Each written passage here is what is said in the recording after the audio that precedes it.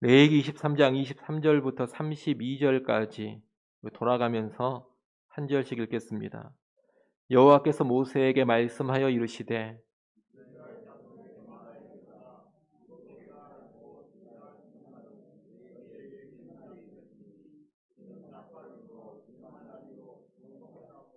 어떤 노동도 하지 말고 여호와께 화제를 드릴지니라. 일곱째 달 열흘날은 속죄일이니 너희는 성회를 열고 스스로 괴롭게 하며 여호와께 화제를 드리고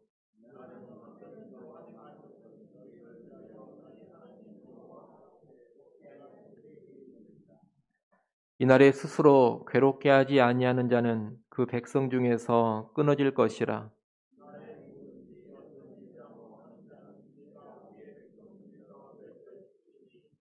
너희는 아무 일도 하지 말라. 이는 너희가 거주하는 각처에서 대대로 지킬 영원한 규례니라.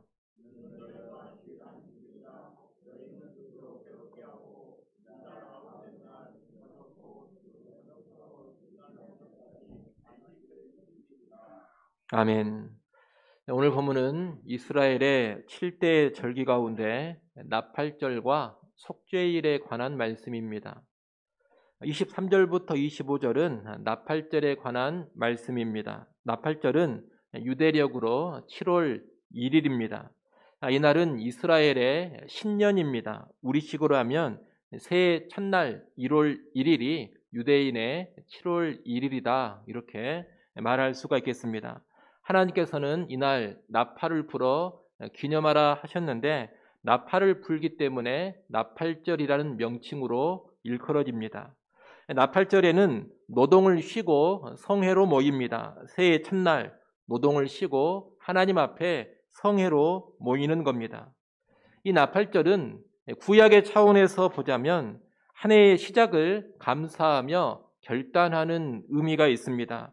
새로운 한 해, 새해를 주신 것에 감사하면서 온 백성이 모여 하나님의 언약을 기억하고 하나님의 언약에 충실할 것을 결단하는 절기가 나팔절인 겁니다. 오늘날 우리 역시 이 구약의 나팔절을 보면서 새해를 맞이할 때마다 함께 모여 예배하며 하나님께 감사하는 것을 적용해 볼 수가 있겠습니다. 세상 사람들은 새해가 되면 해를 보러 간다, 소원을 빌러 간다, 인생의 결단과 각오를 새롭게 한다 이러면서 이리저리 분주히 움직입니다. 그러나 우리 그리스도인들은 새로운 한 해를 맞이할 때마다 이 새로운 한 해를 하나님께서 허락하셨다라는 것을 알고 하나님께 감사하는 모습이 먼저 있어야 합니다. 그리고 새해 결단 역시 그저 내 소원이나 내 욕망을 불태우는 그런 결단, 그런 각오가 아니라 하나님 앞에서 신실하게 살고자 하는 결단을 해야 합니다. 새로 허락하신 한 해, 하나님 앞에 내가 더욱더 바로 서고 하나님의 언약에 더욱더 충실하고 하나님 말씀에 더 온전히 순종하는 한 해가 되겠노라 그렇게 결단하는 모습이 필요하다는 겁니다. 아울러 이런 감사와 결단을 개인적으로 하기보다는 주의 백성이 함께 모여서 성회로 하는 것이 좋습니다. 하나님은 믿는 우리 한 사람 한 사람에게도 주목을 하시고 한 사람 한 사람에게도 임재하여 주십니다. 하지만 하나님께서는 신자들의 모임, 신자들의 공동체 가운데 임재하는 것을 훨씬 더 기뻐하십니다. 하나님은 주의 백성들이 함께하는 것을 기뻐하시고 주의 백성이 함께하는 그 자리에 임재하시며 은혜 주시기를 더욱더 좋아하신다는 겁니다.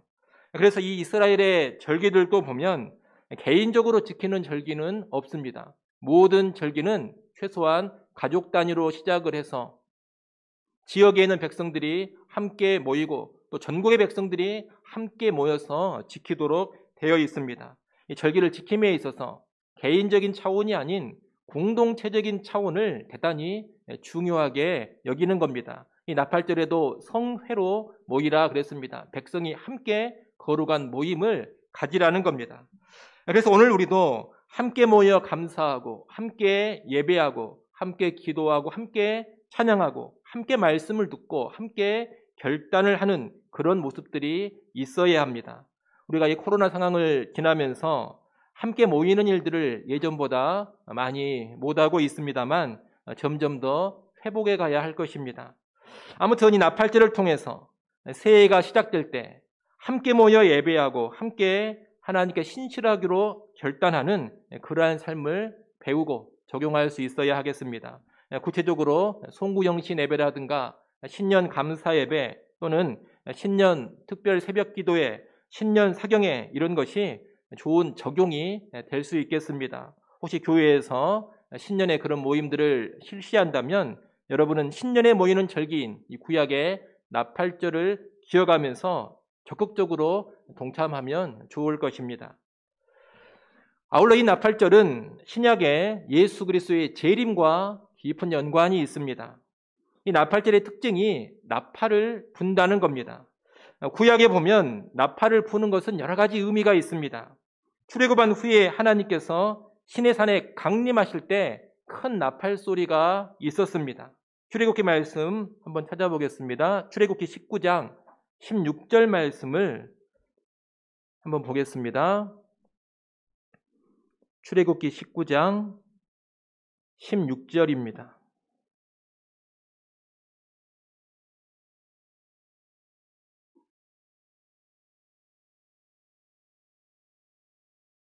같이 한번 읽어보겠습니다. 출애굽기 19장 16절 읽습니다. 셋째 날 아침에 우레와 번개와 빽빽한 구름이 산 위에 있고 나팔 소리가 매우 크게 들리니 진중에 있는 모든 백성이 다 떨더라. 아멘. 이것은 여호와 하나님께서 시내산에 강림하실 때의 장면인데 그때 어떤 소리가 매우 크게 들렸다고 합니까? 나팔 소리가 매우 크게 들렸다고 합니다. 큰 나팔 소리와 함께 여호와께서 이 땅에 강림을 하신 겁니다. 그래서 나팔 소리 또는 나팔을 부는 것은 하나님의 임재, 하나님의 임하심과 깊은 연관이 있습니다. 특히 하나님께서 임하시면, 하나님께서 임재하시면 늘상 두 가지 일이 벌어집니다. 택한 백성, 언약 백성에게는 구원의 일이 펼쳐집니다. 그러나 악인들, 언약 밖에 있는 사람들에게는 심판이 이루어집니다. 하나님이 임재하시면 언제나 한편으로는 구원이 일어나고 또 한편으로는 심판이 일어나는 겁니다. 그러니 하나님의 임재를 상징하는 이 나팔 소리에는 구원과 심판의 의미도 담겨져 있다. 그렇게 볼 수가 있겠습니다. 또 구약에 보면 백성, 하나님의 백성을 불러 모을 때에 이 나팔을 불었습니다. 나팔을 불면 그게 곧 온 백성은 모여라 이런 신호이고 이 나팔 소리를 듣고서 백성들이 모이는 겁니다. 그러니 나팔을 부는 것은 하나님의 백성을 불러 모은다 이런 의미도 가지고 있습니다. 나팔 소리 그러면 언제나 백성을 불러 모은다 이런 뜻이 담겨져 있다는 겁니다. 이외에도 나팔 소리와 연관된 여러 가지 의미가 더 있습니다만 일단 방금 제가 말씀드린 하나님의 임재, 하나님의 백성을 불러 모음, 그리고 구원과 심판 이런 의미들을 기본적으로 알고 계시면 좋겠습니다. 그런데 신약에 오게 되면 이러한 의미를 가지고 있는 나팔 소리가 언제 다시 들리게 되느냐? 부활 승천하신 예수 그리스도께서 재림하실 때 이 나팔 소리가 들린다 그럽니다. 데살로니가전서 4장 말씀으로 한번 가보겠습니다. 데살로니가전서 4장 16절, 17절 말씀입니다.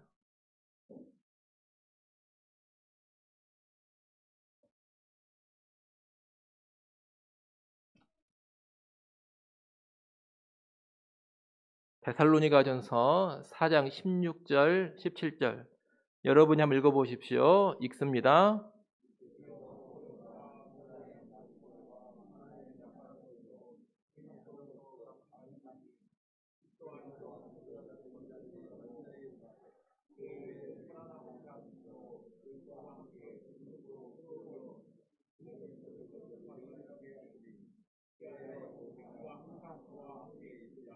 아멘.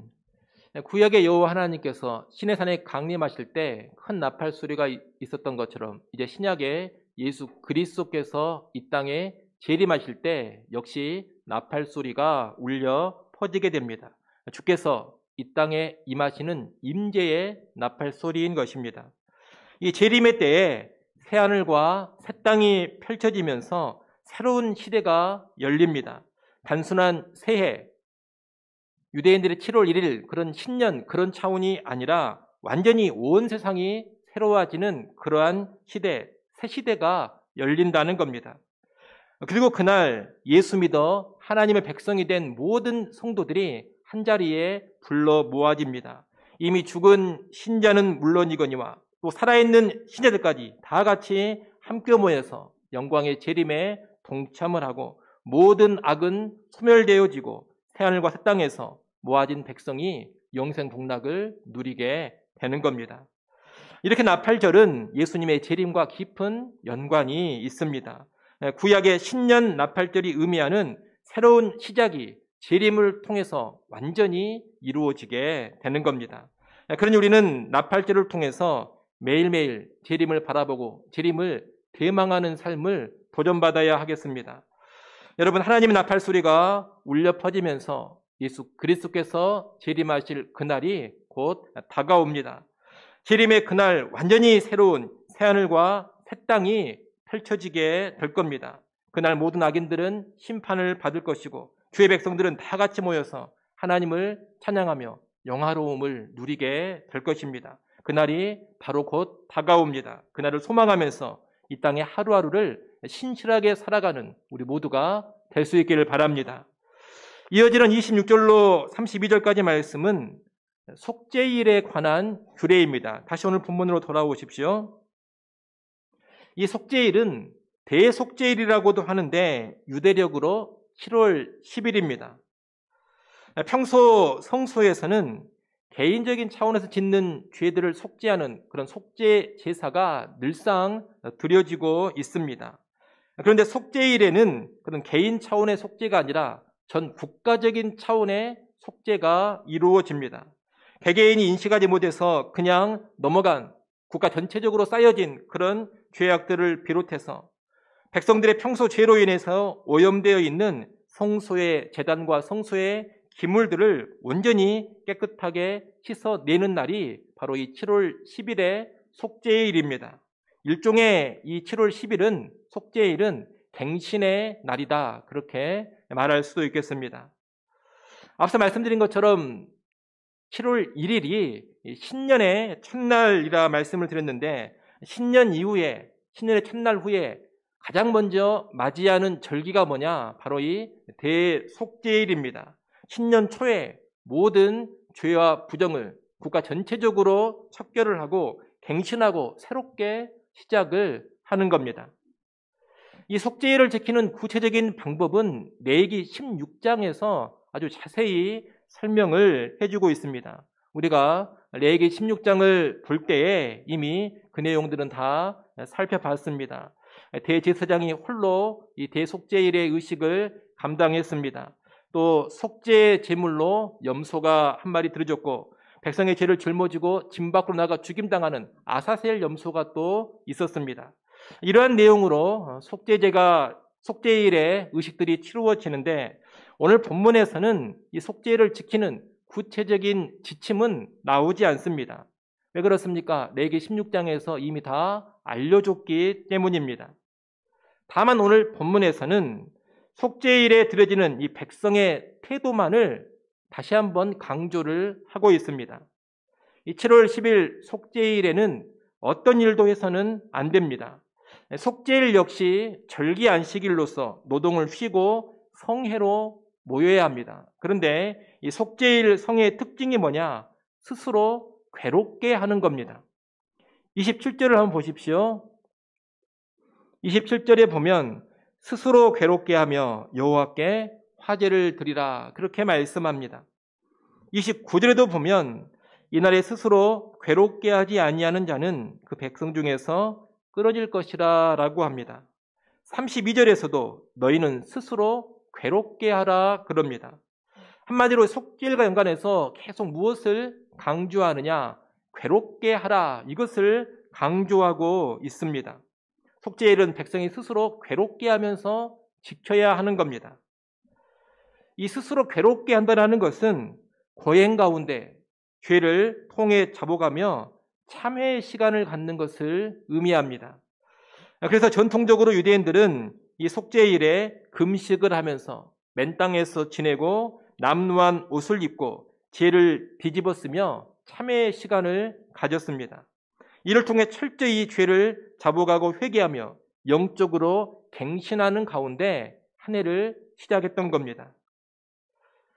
레위기 10장에서 이미 말씀을 드렸던 것처럼 이 속죄일, 대속죄일은 예수 그리스도를 통해서 성취가 되었습니다.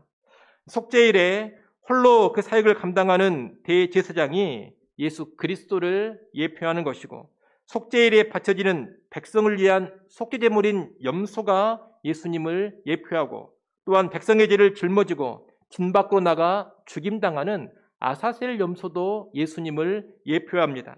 그리스도께서 홀로 대제사장으로서 속죄의 사역을 온전히 감당을 하셨습니다. 십자가에서 속죄 제물로 자기 자신을 제물로 바치셨습니다. 그리고 아사셀 염소처럼 택한 백성의 죄를 다 짊어지시고 예루살렘 성문 밖으로 나가 죽으셨습니다.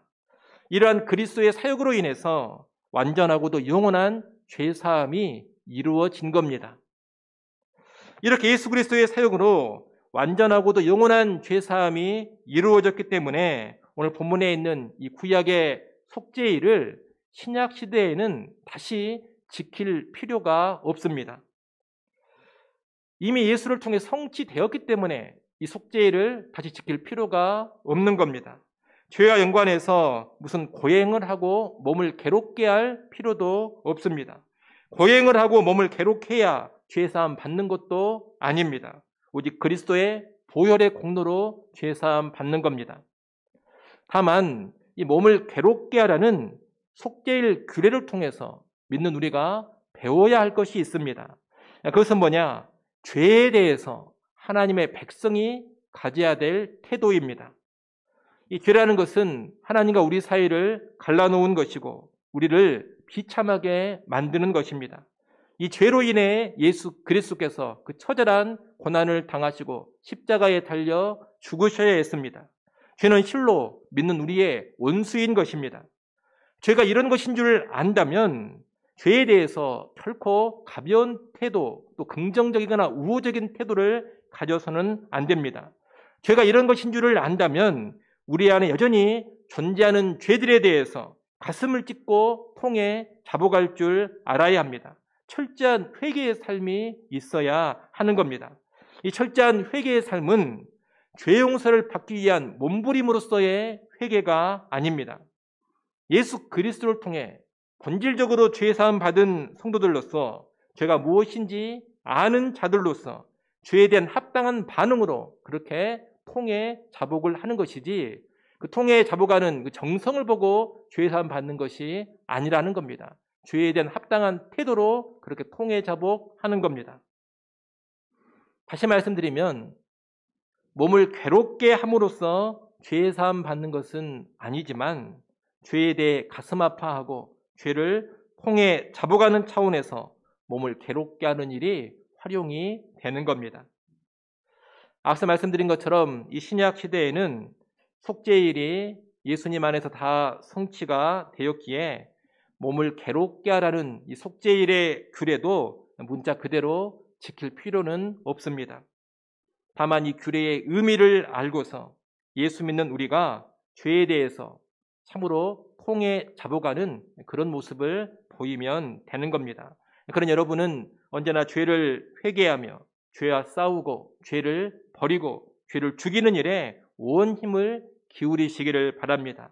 그것을 위해서 필요하다면 금식을 할 수도 있는 것이고 기도원이나 골방에서 참여하는 긴 시간을 가질 수도 있습니다. 또 내 몸을 쳐서 복종시키는 어떤 훈련을 할 수도 있습니다. 하지만 그런 것이 결코 의무조항이 되어서는 안 됩니다. 성도 각자가 하나님 앞에서 생각하고 알아서 할 일이요, 또는 교회 공동체가 스스로 결정해서 해야 될 일인 겁니다. 참고로 이 몸을 괴롭게 하는 것과 연관해서 고난주간도 이해를 잘 하셔야 합니다.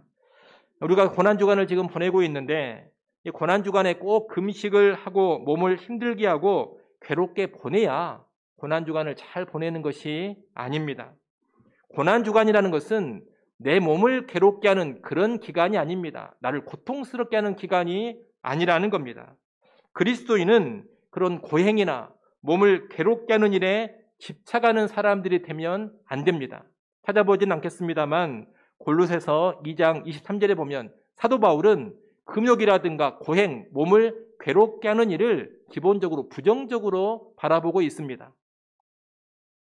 만약 고난주간이 이상한 방향으로 흘러가서 고행을 해야지만 하나님과 더 가까워지고 몸을 괴롭게 해야 영적인 수준이 더 높아지고 몸을 괴롭게 해야 하나님께 더 인정을 받는다, 이런 식으로 나가버린다면 이런 고난주간은 빨리 폐지하는 것이 바람직합니다.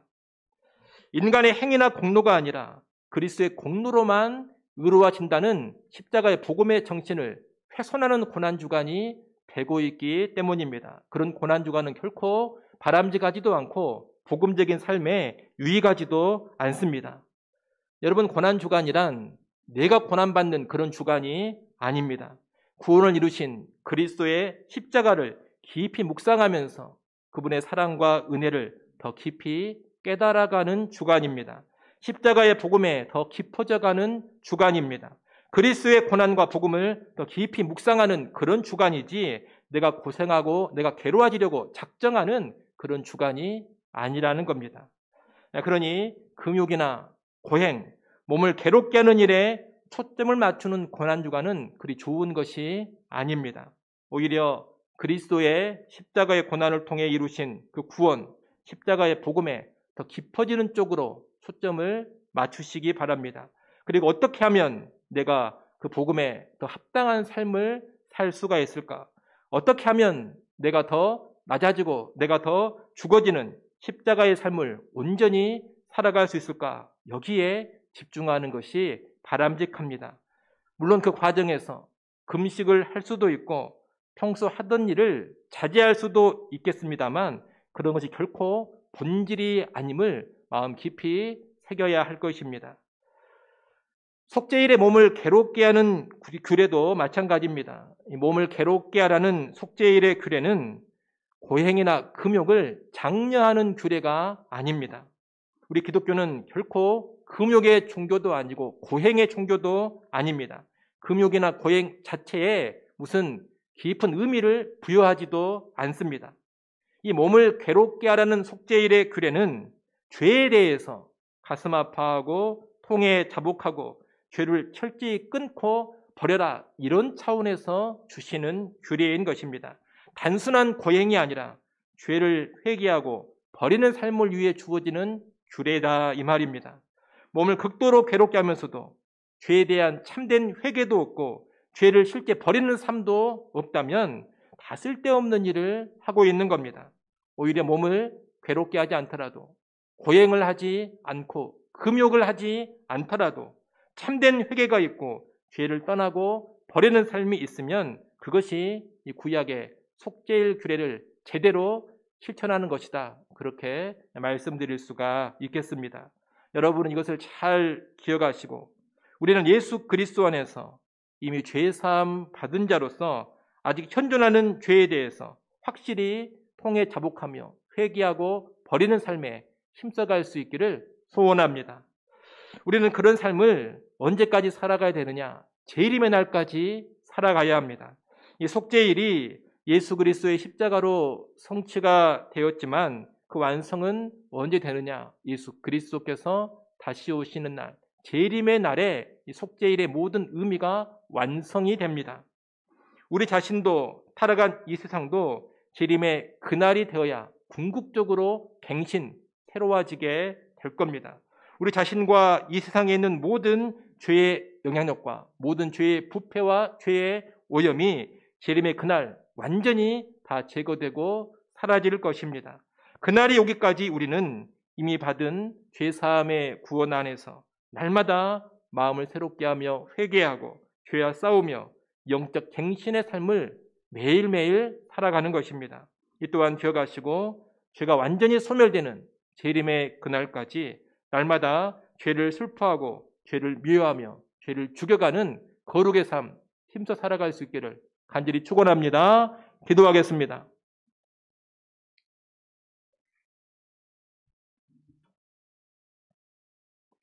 하나님 아버지, 나팔절과 속죄일에 관한 말씀을 보았습니다.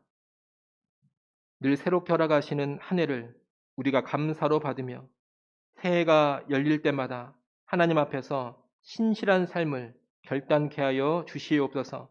또한 나팔절을 통하여 하나님의 나팔 소리가 울려 퍼지며 그리스도께서 재림하시는 그날을 전망하게 하시고 그날을 대망하며 살아가게 하여 주옵소서. 속죄일이 예수님 안에서 성취되었고 예수 믿는 우리가 영원하고도 완전한 속죄의 은총 누린 것을 알고 감사하기를 원합니다. 이제 죄사함 받은 자로서 아직 천존하고 있는 죄에 대해서 통해 잡아가게 하시고 죄를 끊어버리고 죄를 버리는 삶에 힘있게 들여지게 하여 주시옵소서. 모든 죄의 부패와 오염에서 완전히 벗어나는 재림의 그날까지 우리 죄를 회개하며 죄를 버려가는 삶을 성령 안에서 능력 있게 살아가게 하여 주옵소서. 예수님의 이름으로 기도드리옵나이다. 아멘.